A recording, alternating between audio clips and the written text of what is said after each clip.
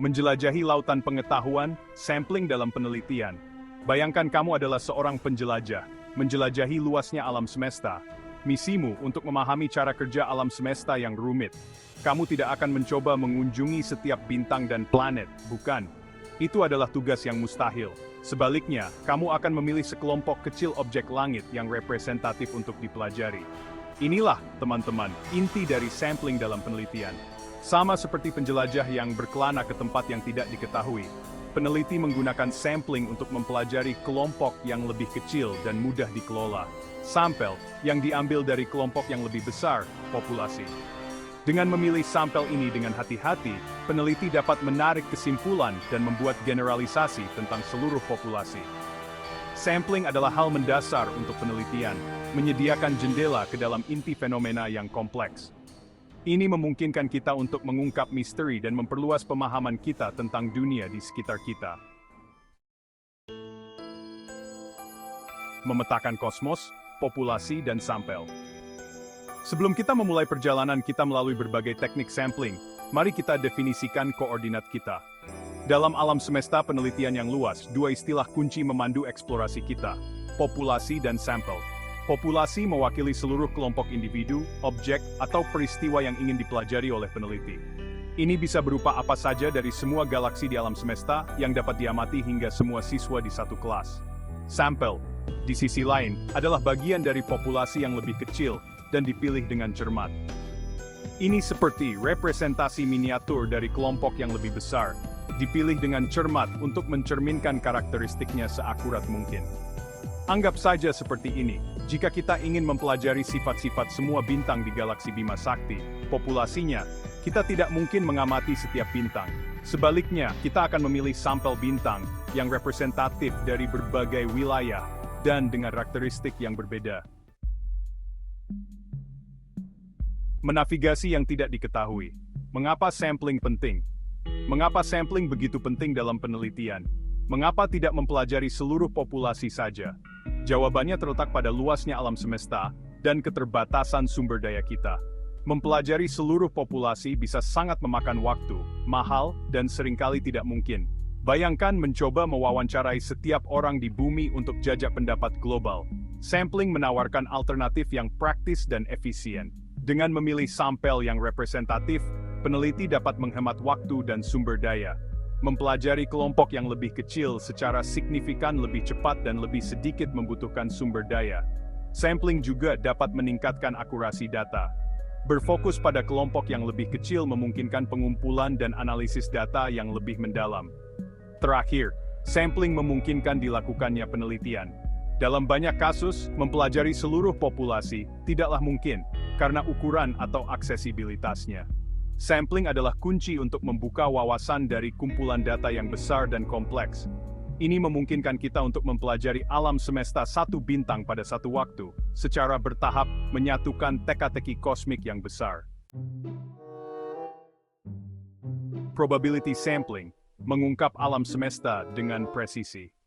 Saat kita menjelajah lebih jauh ke ranah sampling, kita menemukan dua pendekatan utama, probability sampling dan non-probability sampling. Mari kita mulai dengan probability sampling, di mana setiap anggota populasi memiliki peluang yang diketahui dan sama untuk dipilih. Bayangkan sebuah teleskop yang memindai langit, secara acak memilih bintang untuk diamati. Keacakan ini adalah ciri khas dari probability sampling. Ini memastikan bahwa sampel secara akurat mencerminkan keragaman populasi, meminimalkan bias, dan meningkatkan kemampuan generalisasi temuan. Probability sampling seperti melemparkan jaring lebar ke lautan kosmik, memastikan bahwa kita menangkap beragam objek langit. Ini adalah standar emas untuk penelitian yang bertujuan untuk membuat generalisasi yang akurat tentang suatu populasi. Jenis probability sampling yang paling mudah adalah simple random sampling. Bayangkan sub kosmik yang diisi dengan miliaran bintang.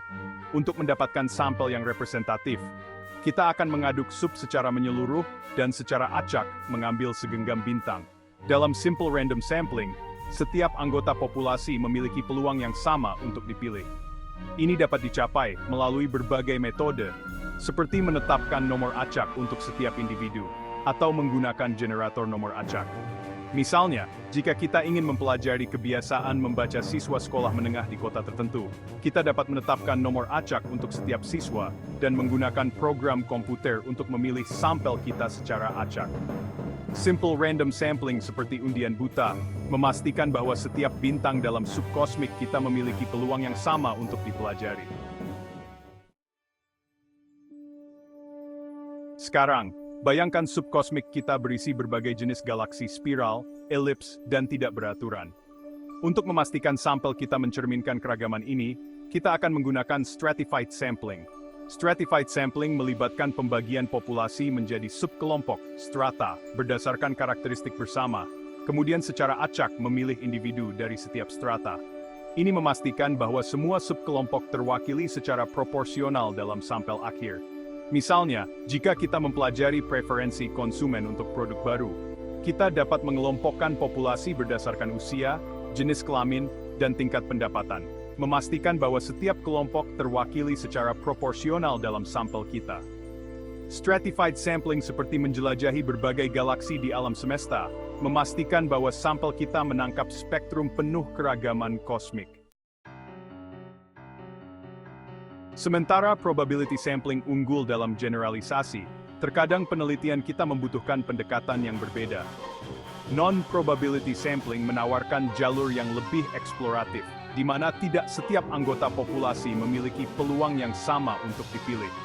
Bayangkan seorang penjelajah mendarat di planet baru, menemukan bentuk kehidupan untuk pertama kalinya. Mereka tidak perlu sampel acak untuk mendapatkan wawasan awal. Demikian pula, non-probability sampling berguna untuk penelitian eksploratif, ketika tujuannya adalah untuk menghasilkan hipotesis atau mendapatkan wawasan awal tentang suatu fenomena. Ini juga berguna untuk penelitian kualitatif, ketika pemahaman yang mendalam tentang pengalaman dan perspektif lebih penting daripada generalisasi. Dan dalam kasus di mana probability sampling tidak memungkinkan, seperti ketika akses ke populasi terbatas atau waktu dan sumber daya terbatas. Non-probability sampling seperti menjelajah ke wilayah yang belum dipetakan, di mana kebetulan dan eksplorasi memandu penemuan kita. Convenience sampling, pertemuan dengan yang dekat. Jenis non-probability sampling yang paling umum adalah convenience sampling. Ini seperti seorang penjelajah yang berteman dengan alien pertama yang mereka temui, hanya karena itu mudah. Convenience sampling melibatkan pemilihan peserta berdasarkan ketersediaan dan kesediaan mereka untuk berpartisipasi. Ini sering dilakukan dengan mendekati individu di tempat umum, forum online, atau melalui jaringan pribadi. Misalnya, seorang peneliti yang mempelajari sikap terhadap perubahan iklim dapat mewawancarai orang yang lewat di jalan yang ramai. Meskipun mudah, metode ini mungkin tidak secara akurat mewakili pandangan seluruh populasi. Convenience sampling adalah cara yang cepat dan mudah untuk mengumpulkan data, tetapi penting untuk diingat bahwa temuannya mungkin tidak dapat digeneralisasikan ke populasi yang lebih luas. Snowball sampling, menavigasi melalui jaringan kosmik. Bayangkan penjelajah kita meminta teman alien baru mereka untuk memperkenalkan mereka dengan alien lain. Rantai perkenalan ini adalah inti dari snowball sampling. Snowball sampling digunakan untuk menjangkau populasi yang sulit diakses atau diidentifikasi. Ini dimulai dengan sekelompok kecil individu yang memenuhi kriteria untuk penelitian. Individu-individu ini kemudian diminta untuk merujuk peserta potensial lainnya, menciptakan efek bola salju. Misalnya, jika kita mempelajari orang yang telah sembuh dari penyakit langka, kita dapat mulai dengan beberapa kasus yang diketahui, dan meminta mereka untuk menghubungkan kita dengan orang lain yang mereka kenal, yang juga telah sembuh. Snowball sampling sangat berguna untuk mempelajari populasi tersembunyi, seperti pengguna narkoba, atau orang dengan kondisi medis yang langka.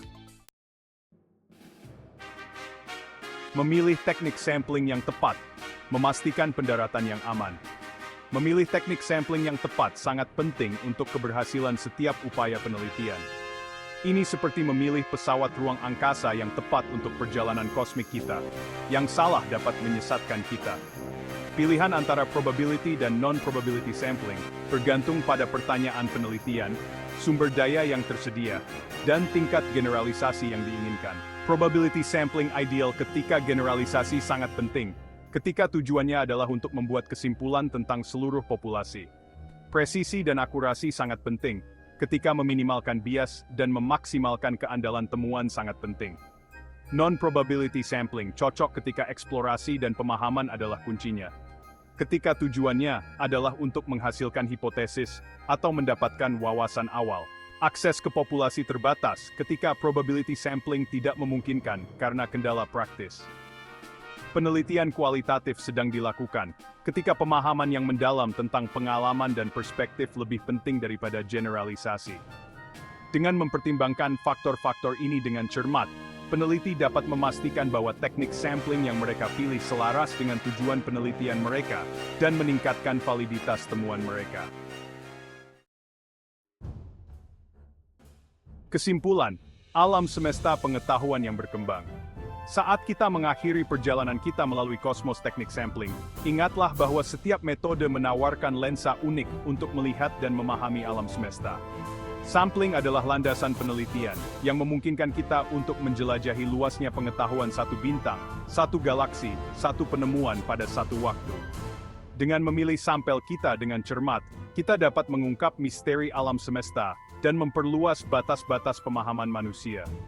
Baik kita menggunakan probability sampling untuk membuat generalisasi yang tepat, atau non-probability sampling untuk menjelajahi wilayah yang belum dipetakan, kuncinya adalah memilih alat yang tepat untuk pekerjaan itu.